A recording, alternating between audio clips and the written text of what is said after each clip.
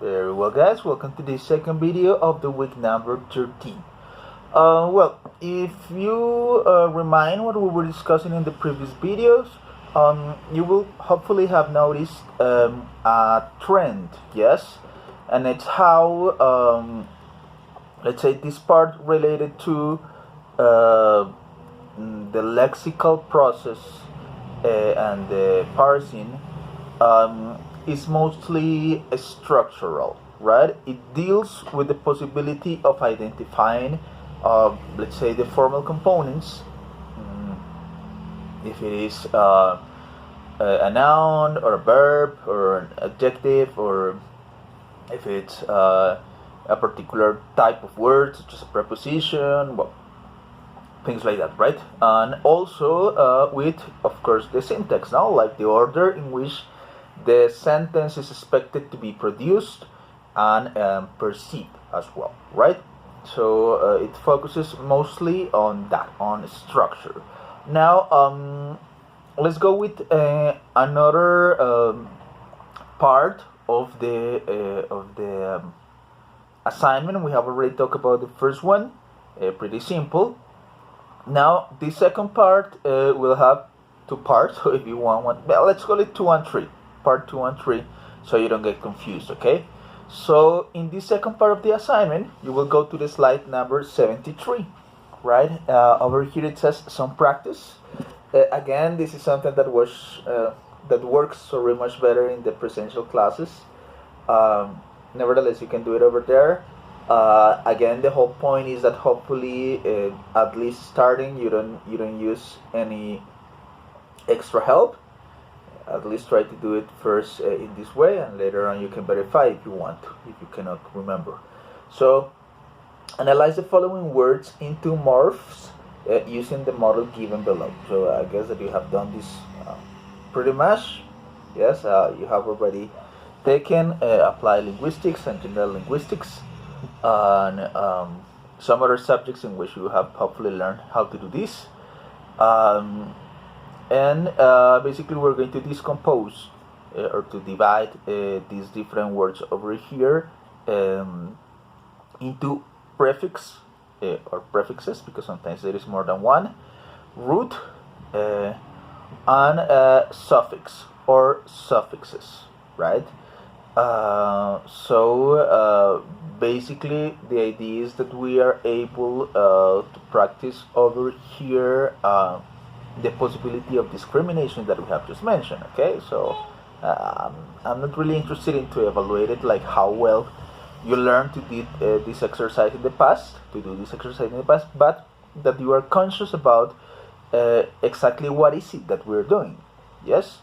Like that's the point, like to be able to pinpoint or identify the lexical process or the parsing that you are actually doing when you do this exercise. So it's pretty simple now. So for example, if you check the word hospitalization, now it has no prefixes, right? The root of the word is hospital, and the suffix is Asian, yes, or we have some other suffixes such as ice, no? Hospital ice or hospitalization. Let's take this second one, for example. The second one do have or does have prefixes such as in is a prefix, the root, that is bis, right, and the suffix, that is evil, right, invisible. Another possible suffix for that could be invisibly, yes, and that will make it an adverb, right? But well, that's those are like different ones. Now we have a ton of words over there from A to T, so I'm not asking you to do all of them. Just pick 5 that you prefer, any of those, and you're just going to make this division over there. Okay, simple as that. You don't have to do anything else in this part. Now the number 3 hopefully will be really fun, at least for me. right? And is this number 74. Remember, we're trying to the purpose of these exercises is to make you aware of how our comprehension of structures work. Yes? So that is as much as I can tell you. The slide 74, the instruction is this. Write an affirmative sentence, a question, and a negative sentence. So you have to write 3 sentences, right? But we are not going to write them into, let's say, the traditional way, but we are going to write them using the following conventions. Yes? So by means of this coding, yes, that I alternatively included over here, you're going to write. So make use of your logic, make use of your experience, of your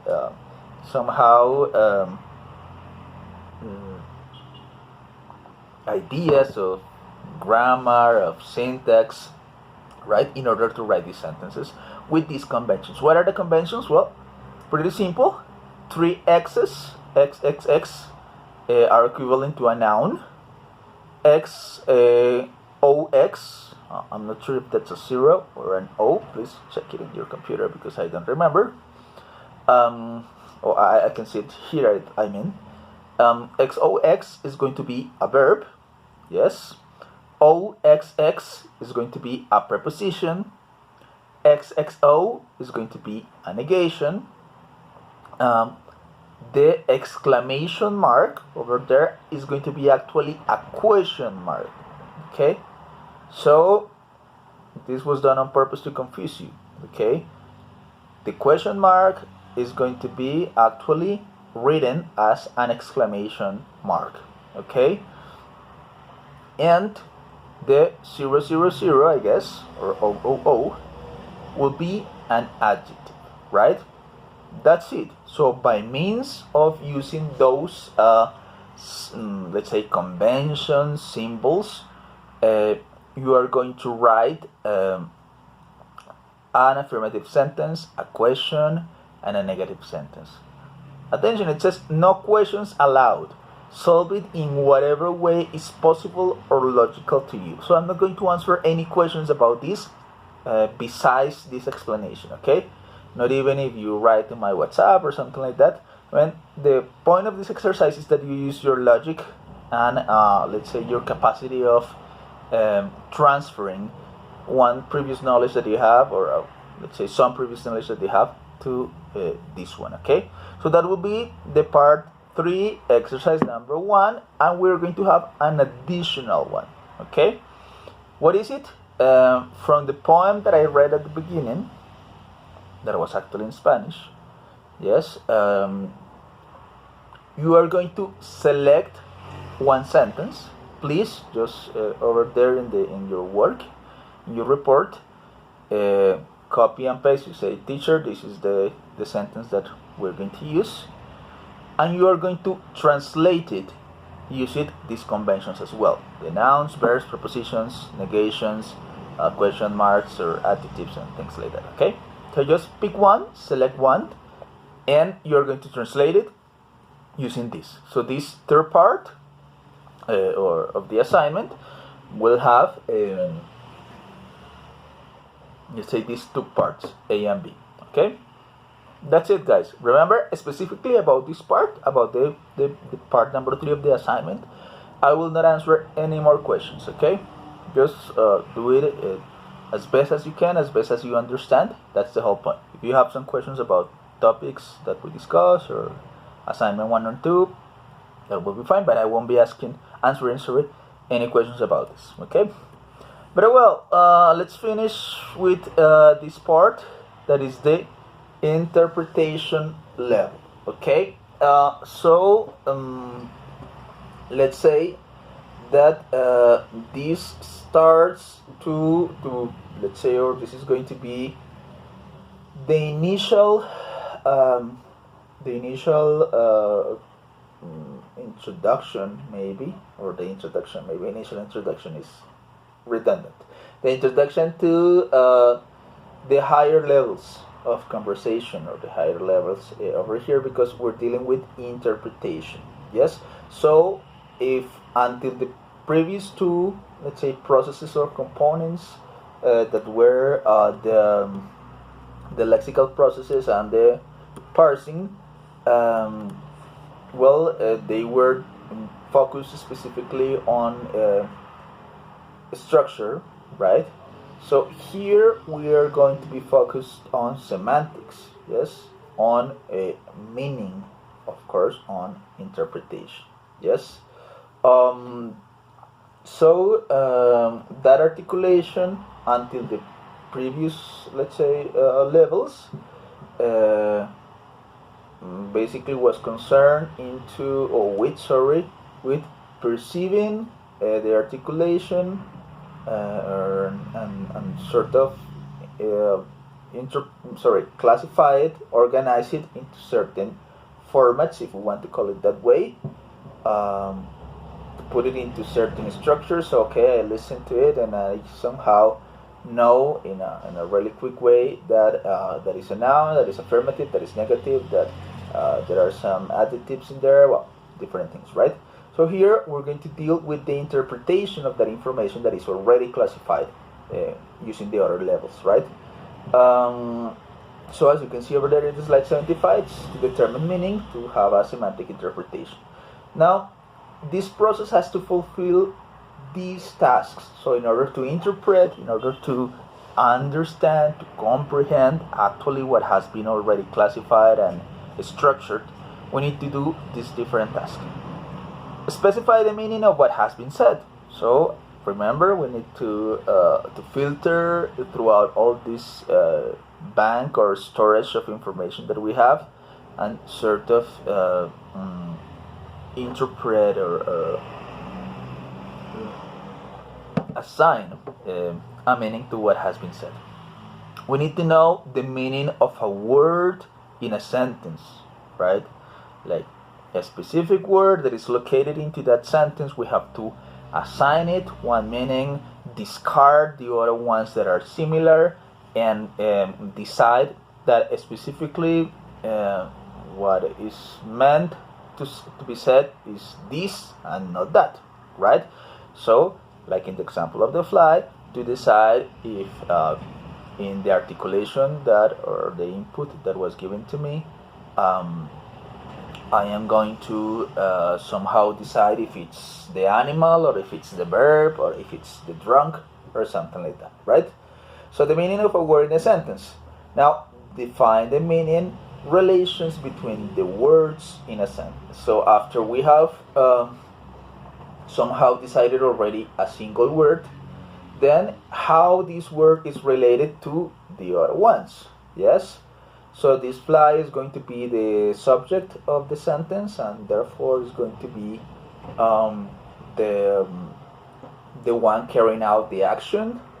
Or maybe this fly is actually the verb, so it is the action itself, and it has a relationship with another subject, and then with a complement.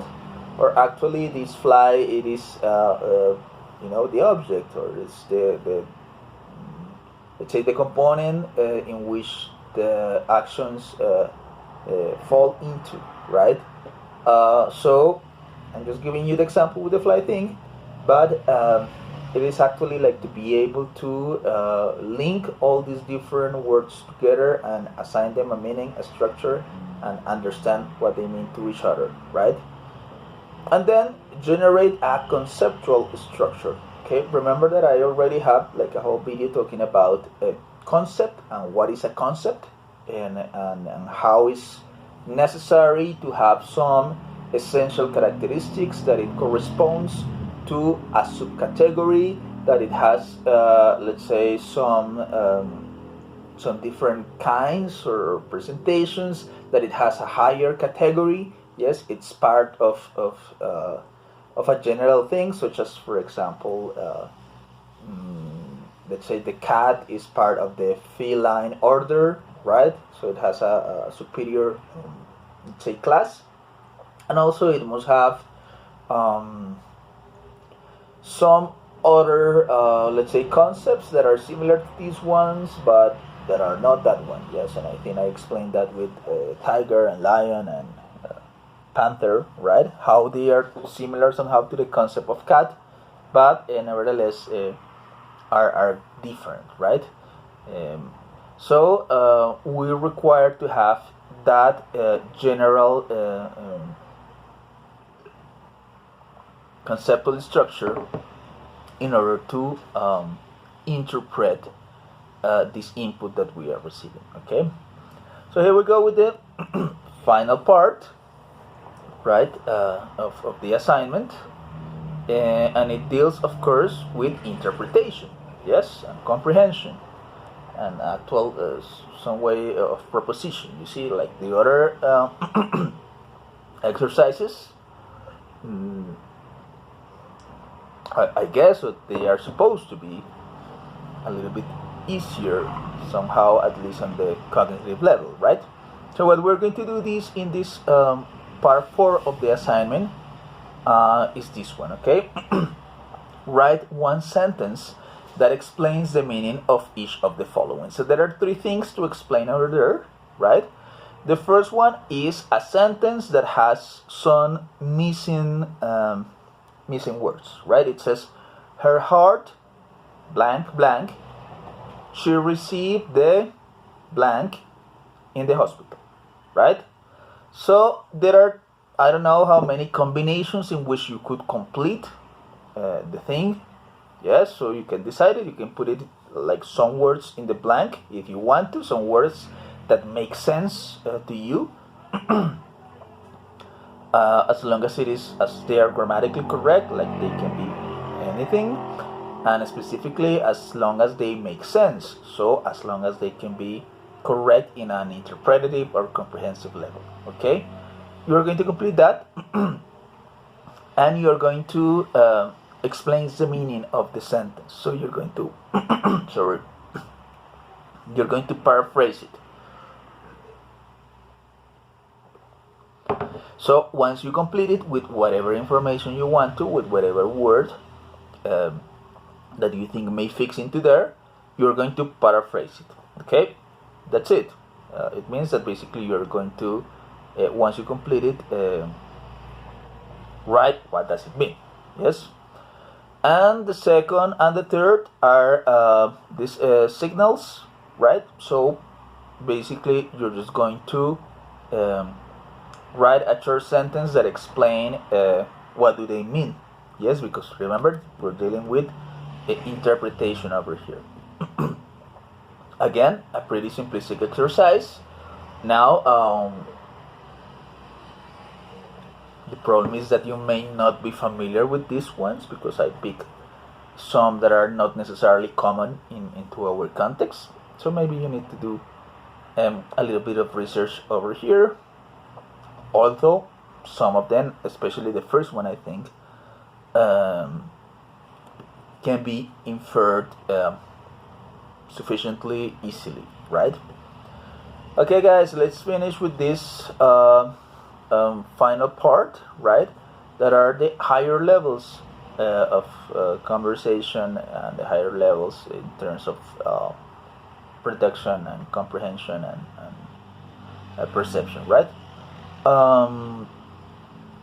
Now, as I mentioned before, this has only one slide. Yes, apparently it's pretty simple. And of course it is because we have already built into this. Yes, we have already, if we go back into the presentation, we have already gone through the very simplistic levels of mere articulation and mere perception that are just physical and sometimes automatic. We have dealt with the lexical processes, the lexical access units, like the analysis of the morphological, phonological, syntactic, and conceptual specifications, right? This mostly in terms of structure. Remember, structure. We have dealt with parsing and how we can analyze the morphology and the syntax of the words and the sentences. Now we have gotten a little bit more complicated with the interpretation, yes, and sort of conceptualizing. And there we go with these higher levels, yes. The first one, that is a model construction, and will be reached or achieved when we are able to put the concepts together, right? Let's say that until the previous process, we are dealing with 1, 2, 3 concepts at the time maximum, right? Usually it's like 1 or 2.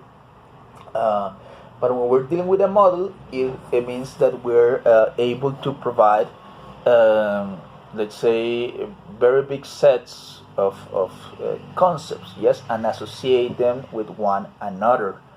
And that is going to somehow allow a pragmatic interpretation, yes.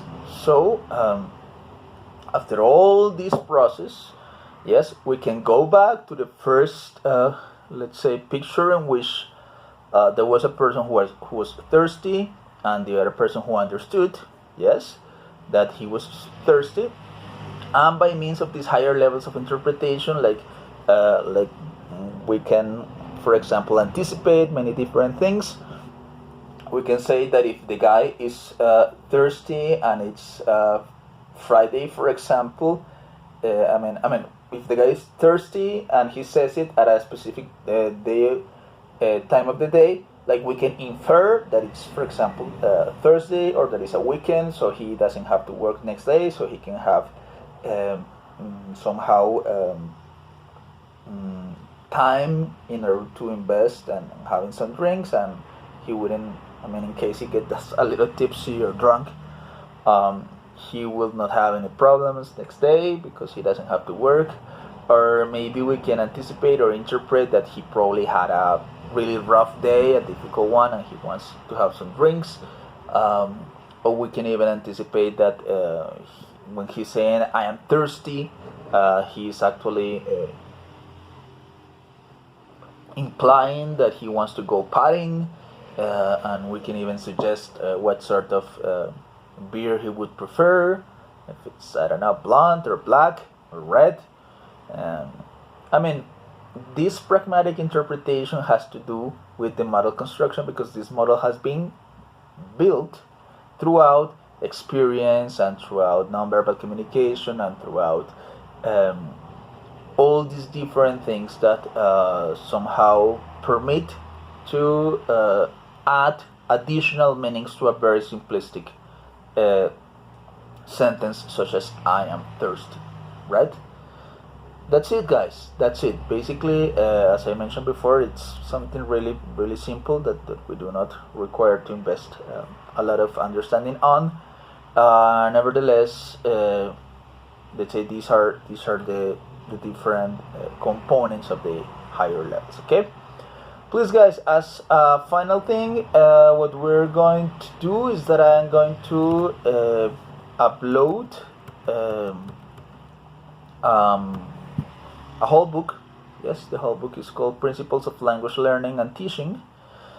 And what you're going to do, guys, is to just read these pages that I'm going to indicate for next week. Okay, so the assignment for this week is the one with the 4 parts that I have already mentioned. And what you're going to do is to read this. Okay, you're going to find, let's say, certain things that we have already talked about, and some new things. Okay, but the important thing is that you read this and prepare it, and you know what is it about, because next week we are not going to have a video lesson. Basically, I'm just going to clarify certain things, and I am going to assign like a workshop based on this reading. Okay, so it's really, really important that you read it, and if you have any question or something, just let me know throughout the week. I will try to clarify it. Okay, so this will be from pages 32. I'm talking about the number of the PDF. Okay, because inside the book may have like a different page number. So from page 32, that is first language acquisition, that is the chapter number 2. So you're going to read that all the way until, let me see, just a second.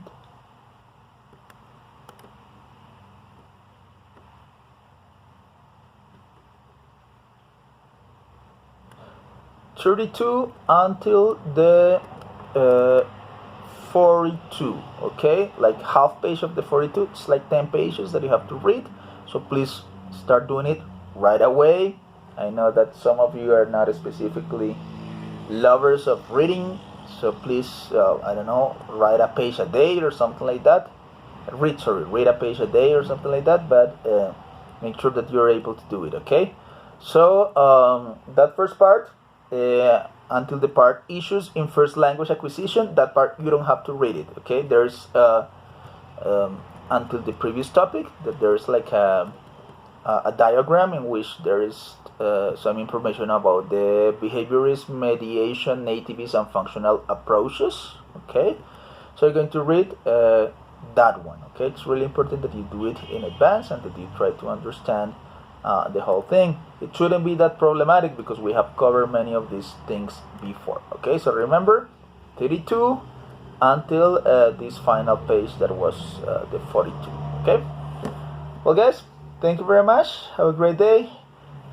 Please do not forget the final project, and see you around. Bye bye.